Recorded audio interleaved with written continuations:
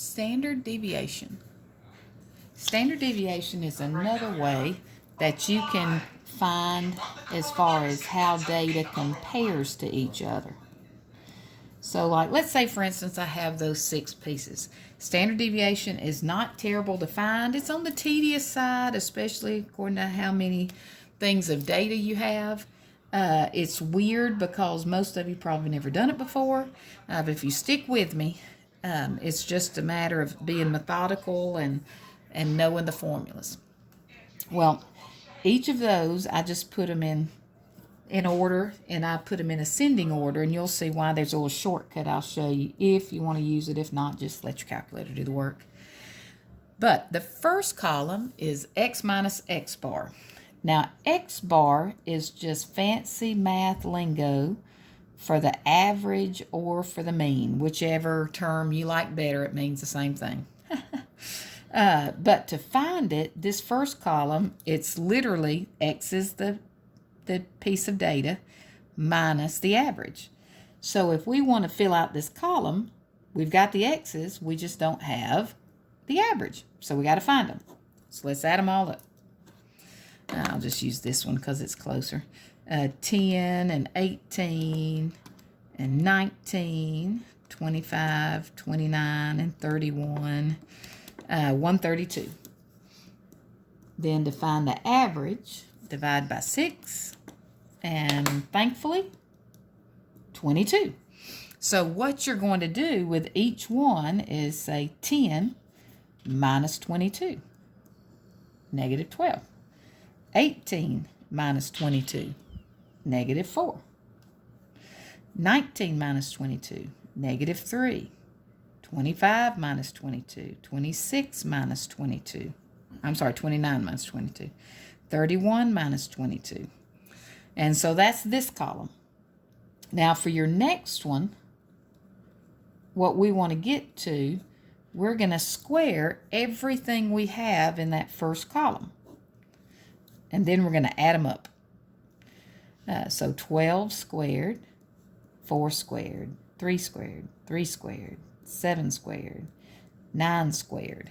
And the reason why is this column is actually what we wanted. We had to do this one to find this one, but this we're going to add them or take the sum of them because this answer is called the sum of squares. I know, ingeniously creative, wasn't it? And you'll see me, a lot of times I'll just do it SS. That's my own abbreviation for it. So we're going to add all these up. So we've got 144 and 16, so 160, 18, 9 and 9, 49 and 81, 121, 30. So 308 is what I got, because let's see, 10, 10, 18, yeah. Now to find, so that's the sum of squares, 308. After you get there, there's something called the variance. The variance is just simply the sum of squares divided by the sample size minus 1. So the variance will equal 308, the sum of squares, divided by, notice how you had 6 pieces of data, so your sample size was 6. You're going to divide by 5. To get 61.6. Now I know you're probably like, okay, you hadn't even mentioned standard deviation. Well, final thing, the square root of the variance is the standard deviation. So if I take the square root of 61.6, you get 7.8. And my standard deviation, there's a cute symbol for it. Little Greek symbol, which actually looks something like that. And so that is your standard deviation. Now I know you're thinking, what is that going to help? It's a way that you can do data, especially mound shaped. It's called the empirical rule, which will be in the next video. But if, I'll just go ahead and show you a preview.